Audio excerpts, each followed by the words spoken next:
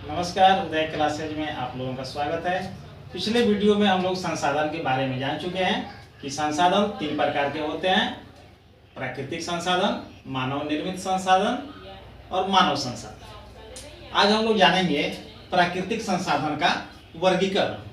जैसे प्राकृतिक संसाधन में आता है मिट्टी, भूमि, जल और वायु।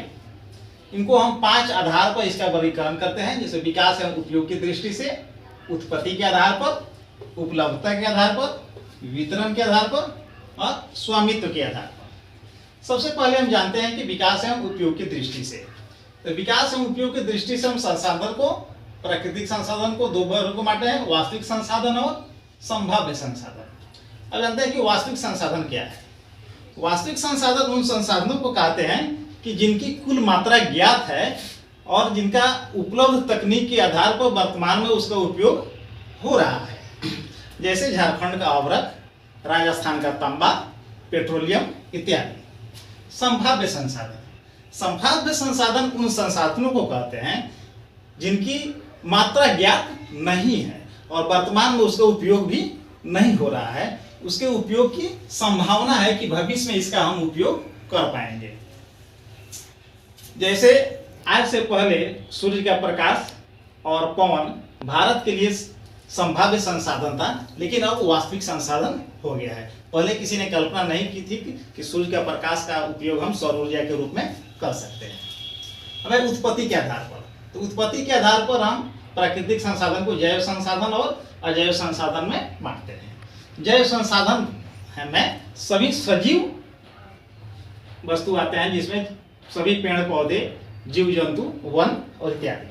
अजैव संसाधन, अजैव संसाधन में सभी निर्जीव वस्तु आते हैं, जैसे मिट्टी, पत्थर, चट्टान इत्यादि। उपलब्धता के आधार पर, उपलब्धता के आधार पर प्राकृतिक संसाधन को हम 2 वर्गों में बांटते हैं: नवीकरणीय संसाधन और अनवीकरणीय संसाधन। नवीकरणीय संसाधन वैसे प्राकृतिक संसाधन है जिसकी पुनः पूर्ति प्रकृति के द्वारा स्वतः होती रहती है। जैसे जल, सूर्य का प्रकाश, इसका भंडार कभी खत्म नहीं होगा, चाहे हम कितना हो उसका उपयोग करें। अनवीकरणीय संसाधन, अनवीकरणीय संसाधन वैसे संसाधन है जिसका एक बार उपयोग कर लेने के बाद उसकी पुनः पूर्ति में हजारों और लाखों वर्ष लगते हैं, जैसे लोहा, कोयला इत्यादि। अब वितरण के आधार पर, तो वितरण के आधार पर प्राकृतिक संसाधन को 2 वर्गों में बांटते हैं: सर्वत्र उपलब्ध संसाधन और स्थानिक संसाधन। तो सर्वत्र उपलब्ध संसाधन वैसे संसाधन है जो सभी जगहों पर प्रकृति के द्वारा उपलब्ध है। इसमें मुख्य रूप से है भूमि और पवन। सभी जगहों पर भूमि उपलब्ध है और सभी जगहों पर पवन यानी कि वायु उपलब्ध है। और स्थानिक संसाधन, स्थानिक संसाधन वैसे संसाधन है जो सभी जगहों पर उपलब्ध नहीं है, जैसे अभ्रक, तांबा, पेट्रोलियम, ये सभी जगहों पर उपलब्ध नहीं है, ये किसी खास जगह पर ही उपलब्ध होते हैं।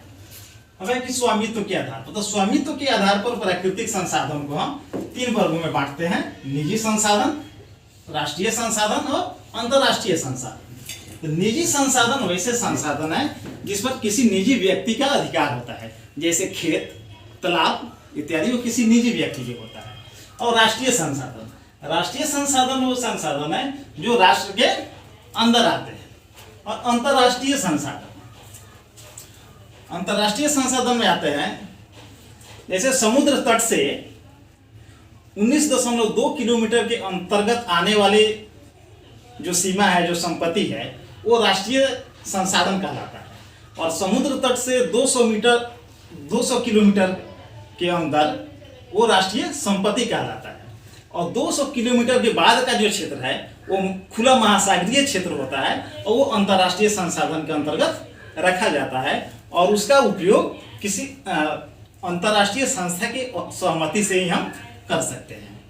इस प्रकार आज हम जाने प्राकृतिक संसाधन का वर्गीकरण। इस तरह से संसाधन इकाई हमारा जो समाप्त हुआ। धन्यवाद।